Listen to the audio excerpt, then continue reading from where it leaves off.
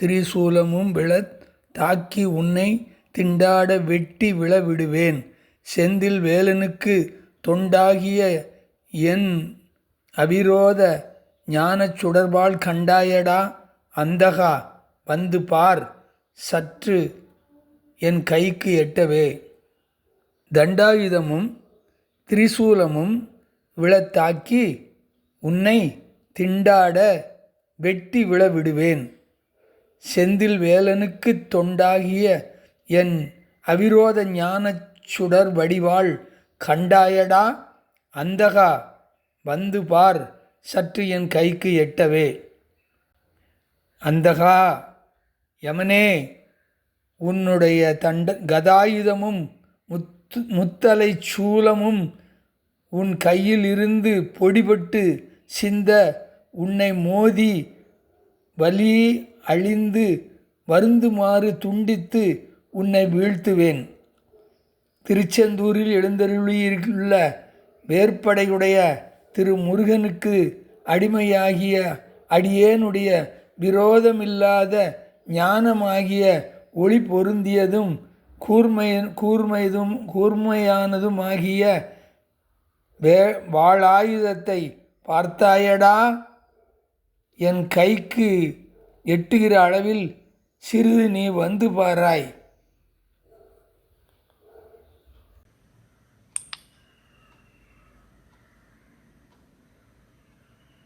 வெற்றிவேல் முருகனுக்கு ஹரஹரோஹரா. சத்குரு அருணகிரிநாத சுவாமிக்கு ஜெய. சித்தி விநாயகமூர்த்திக்கு ஜெய. என்னை நினைத்து அடிமை கொண்டேன், இடர்கெடுத்து தன்னை நினையத் தருகின்றான்.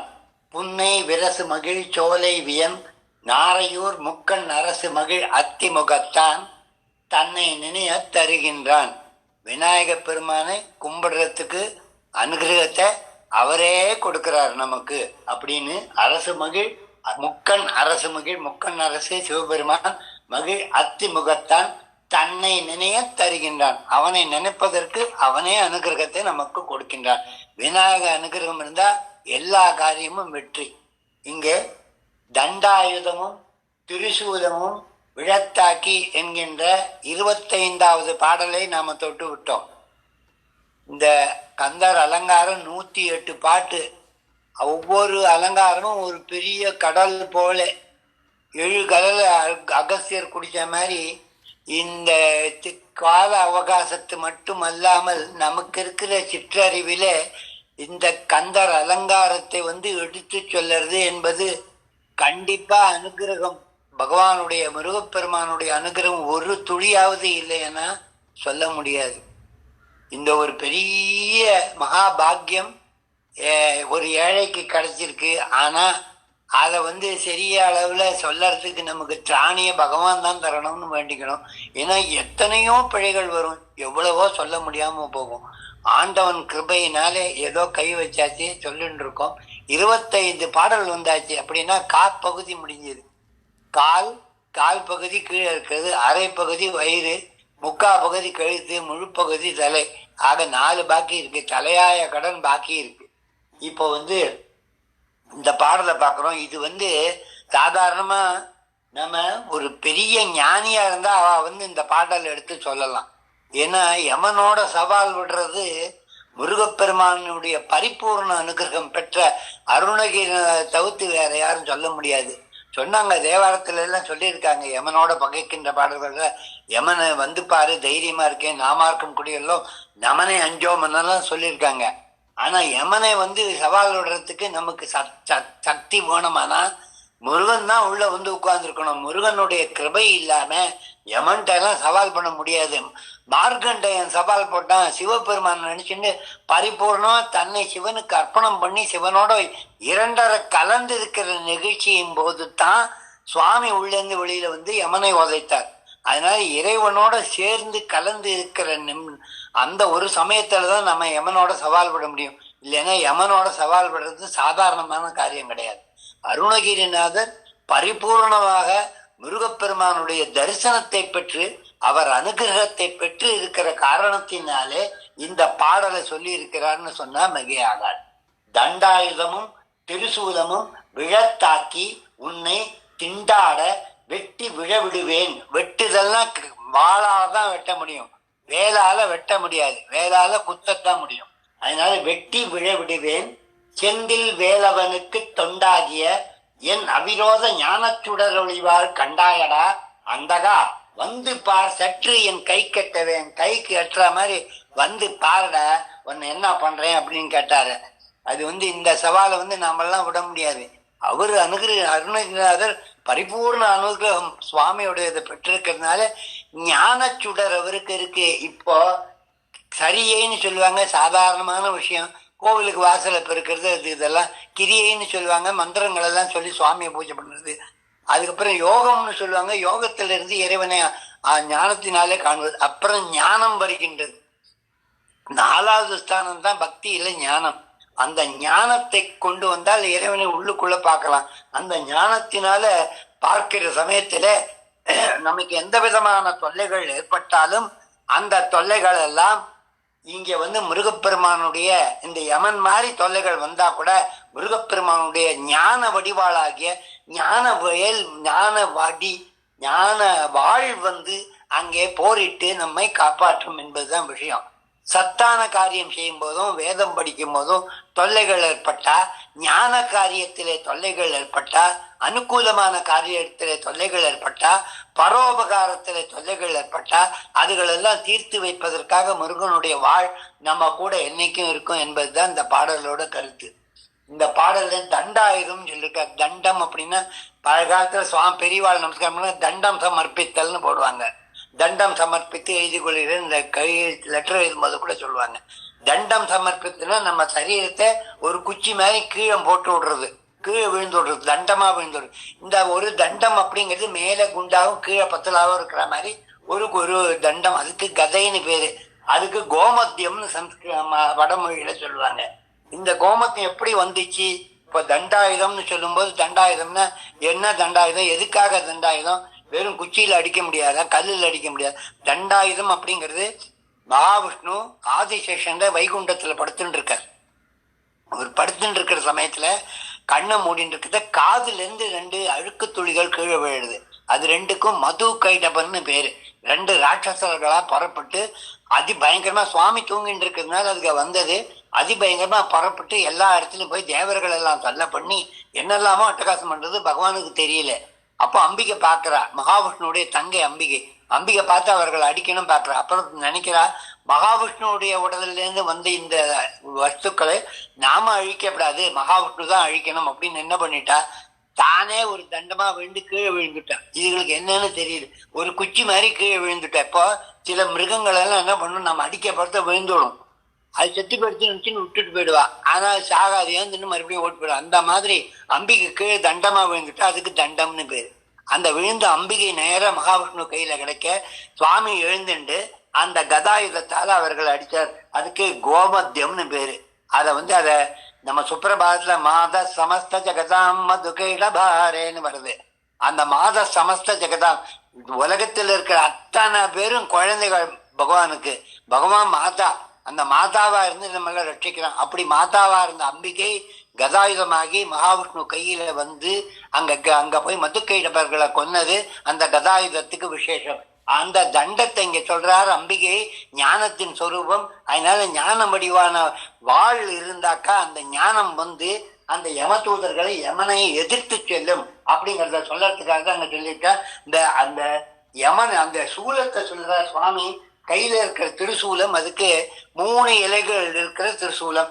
ஆணவம் கண்வம் மாயை. இந்த தண்டமாகியது சரீரம், வெறும் சரீரம் தண்டம். இந்த சூலமானது அகங்காரம், இந்த 3 முக்குணங்கள், அந்த அகங்காரம் அகங்காரங்கள் சேர்ந்த முக்குணங்கள். அந்த முக்குணங்களாக இருக்கக்கூடிய அந்த பொருள் திரிசூலமாக ஏற்படுகிறது. அந்த திரிசூலம் சிவன் கையிலே தான் அந்த திரிசூலம் இருக்கிறது. அதனால இந்த தண்டத்தை சொல்லும் போது தண்டம் தனுத்திகிரி சங்கு கட்கம் கொண்ட தானவாந்தகன் மாயவன் அருணகிரிநாதர் தண்ட மகாவிஷ்ணு கையில இருக்கிறத சொல்றார். சங்கர பிருந்தந்தகி சக்ரீதி கிழகம் ஷாங்க தர்வா கதாதர சேர்த்தாம் விஷ்ணுவை சொல்லும் போது அந்த விஷ்ணு கையில சங்கு சக்கரம், சங்கு வாழ் மாத்திகிரி கோதண்டம் தண்டம் தரித்தவையன் மாதவன் முராரி திருமால் அப்படிங்கிற பாடல சொல்லியிருக்காரு. நம்ம இந்த ஆயுதத்தை பத்தியே பேசிட்டு இருந்தா விஷயங்கள் எல்லாம் நிறைய ஓடி போயிடும். அப்படி அந்த மகாவிஷ்ணு கையில இருந்த தண்டம் இது பண்ண மாதிரி சிவபெருமான் கையில இருந்த சூலம் அகோராஸ்திரம்னு பேரு. அந்த சூலத்தை சுவாமி அந்தகாசுரனை பண்றதுக்காக திரிசூலத்தை ஏற்பாடு பண்ணார் சிவபெருமான். திருக்கோவிலூர் அப்படிங்கிற ஊர்ல இந்த சிவபெருமான் அந்தகாசுரனை கொன்னத்துக்காக திரிசூலத்தை கையில வச்சுட்டு ஒரு அகோராஸ்திரம் அப்படிங்கிற அஸ்திரத்தை பண்ணினதா கதை இருக்கிறது. திருமையம் அப்படிங்கிற ஊர்ல இந்த மதுக்கைடபால் அடிச்ச மகாவிஷ்ணு படுத்துட்டு இருக்கிற நிகழ்ச்சி இருக்கிறது. இதெல்லாம் அந்தந்த சாஸ்திரமா அந்தந்த கோவில் இருக்கிறதா தான் நமக்கு சத்திய பிரமாணம். இங்க என்ன சொல்றேன்னா, யமன் எப்படி இருக்கான்? இப்போ தண்டத்தை பார்த்தாச்சு, சூலத்தை பார்த்தாச்சு, யமனை பார்க்கிறோம். தண்டமுடனும் கொடிய பாசமுடனும் கரிய சந்தமுடனும் பிறைகள் போல் தந்தமுடனும் தழலும் வெண்கடுடனும் பகடு தன்புறம் வருஞ்சும் யமனை யான். அந்த இதுல வேல் விருத்தத்துல அருணகிரிநாதர் சொல்றார், தண்டம் கையில வச்சுட்டு இருக்கான் யமன், ககையை வச்சுட்டு இருக்கான், திரிசூலம் வச்சுட்டு இருக்கான், பாசம் வச்சுட்டு இருக்கான், கரிய எருமை மேல வரான், கருத்த நிறம் கொண்டவன், பிறைச்சந்திரனை போல திருப்பி வச்சா பல்லு அந்த மாதிரி கூரான பல்களை கொண்டிருக்கிறார். தண்டமுடனும் கொடிய பாசக்கயிறை வச்சுட்டு இருக்கான், கரிய சந்தமுடனும் கரிய நிறத்திலே வருகின்றான், பிறைகள் போல் தந்தமுடனும் சந்திரனை திருப்பி வச்சா எப்படி கூரா இருக்குமோ அந்த மாதிரி அவன் வாயிலிருந்து பல்கள் வெளியில வருகின்றது. தந்தமுடனும் வெண்கணுடனும் பகடுன எரும மாடுல ஏறி வருகிறான், தன் புறம் வரும் சமனை யான். சமன்னா யமன். அப்படி யமனை வந்து சுவாமி எதிர்த்து கொள்றார். அதுக்கப்புறம் வெங்காளர் கண்டகை சூலமும் திருமாயன் வெற்றி பெறு சுடராழியும் விபுதர் வழி கொலிசமும் சூலம் கல்லம் கல்லி வெள்ளாயன கருதியன்னு. இந்த சூலம் திருசூலம் தண்டம் வேலை எதுவுமே வேலை செய்யாது. முருகப்பெருமானுடைய ஞான வாழ் வந்து நம்மளை வெற்றி பெற்று நம்மளை காப்பாற்றும் அப்படிங்கிறத நாங்க சொல்றார். ஞான தண்டாயுதமும் திரிசூலமும் விழத்தாக்கி எனை திண்டா உன்னை யமனை சொல்ற, உன்னை வெட்டி விழத்தாக்கி விடுவேன். அவிரோத ஞானச்சுடர் வடிவாள், ஞானச்சுடர் வடிவாள் உண்டு, அதை வச்சு நான் வந்து உன்னை கொன்னுடுவேன். தண்டாயுதமும் திரிசூலமும் அது ரெண்டையும் விழத்தாக்கி உன்னை திண்டாட வெட்டி விட வழுவேன், உன்னை வெட்டி விடுவேன். எதால? செந்தில் வேலவன், செந்தில் முருகன் வந்து அனுகிரகம் பண்றான், கையில பூ வச்சுட்டு சிவபெருமான் பூஜை பண்ணிட்டு இருக்கான். அது என்ன? அது பரிபூர்ணமான ஞானஸ்வரூபம். அந்த ஞானமாகிய முருகப்பெருமானுடைய வாளானது யமனை எதிர்க்க வல்லது சிவபெருமானுடைய திருவடியை போல. ஆகையினாலே செந்தில் வேலவனுக்கு தொண்டாகிய என் அவிரோத ஞானச்சுடர் வடிவாள் கண்டாயடா அந்தகா வந்து பார் சற்று என் கை கட்டவே அப்படின்னு சொன்னார். இது வந்து அந்தகனுக்கு சவால் விடுற பாடு. அந்த செந்தில் முருகன் தான் ஞானஸ்வரூபமாக வந்து அந்த யமனை நம்ம கிட்டேந்து விரட்டி நம்ம காப்பாற்ற வேண்டும். அதனாலே ஞானச்சுடர் வாளாக முருகப்பெருமான் இருக்கதாகவும் நம்ம வந்து இறைவனை வேண்டிக்கும் போது அவன்கிட்ட பரிபூர்ணமான நம்பிக்கை வேணும். அப்படின்னா அசைவர நினையும் அவர் பவம் மகளவே, நம்மளுடைய பாவங்கள் வினைகள் எல்லாம் தோய்ஞ்சு போயிடும். பவம் மகளவே மேல்வரு கால தூதரை உடையும், யமனா கூட அடிக்கும் முருகப்பெருமானுடைய கைகள் கால அப்படி அங்கும் இங்கும் எங்கும் ஓட துறந்தன. அகிலமும் என செயல் அல்லது இல்லை என யானன வீறு கூறி அறிவு மிகுத்தேழும் ஐம்புலத்திழைக்கு வீழ திரும்பந்தன.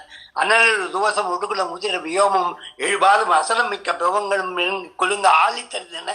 அடற்பொழுது நெடுதல் தலைமடு மடிய வலாரதன் வானையால் அரசு கொடுத்து அபயம் புகுந்து அண்டர்கூரை பிறந்தனதான் சொல்லி முருகப்பெருமானுடைய அனுகிரகத்தை எல்லாம் அருணகிரிநாதர் அள்ளி அள்ளி கொடுக்கிறாருனால ஆவலாக துதிசை பாவோலோர் மெய்க்கலி கலாம கோரக்கலை கலைந்து நீக்கிடுமே. நமக்கு வருகின்ற எந்த விதமான துன்பங்களும் ஆபத்தையும் முருகப்பெருமானுடைய வாளானது ஞானச்சுடர்வடி வாளானது வந்து நம்மளை எல்லாம் காப்பாற்றும். யாருமே அற்றவன் என் மீதோர் ஆபத்துறாமல் இருந்து சுற்றிலும் இருந்து காத்திடுமே. எனக்கு எந்த விதமான ஆபத்தும் வராமை யமபயம் வராமல் என்னை வந்து எப்போதும் சூழ நின்று காக்கும் முருகப்பெருமானுடைய அவிரோத ஞான சுடர் வடிவாள் அப்படின்னு திட்டவட்டமா அருணகிரிநாதர் பேசுகிறார்.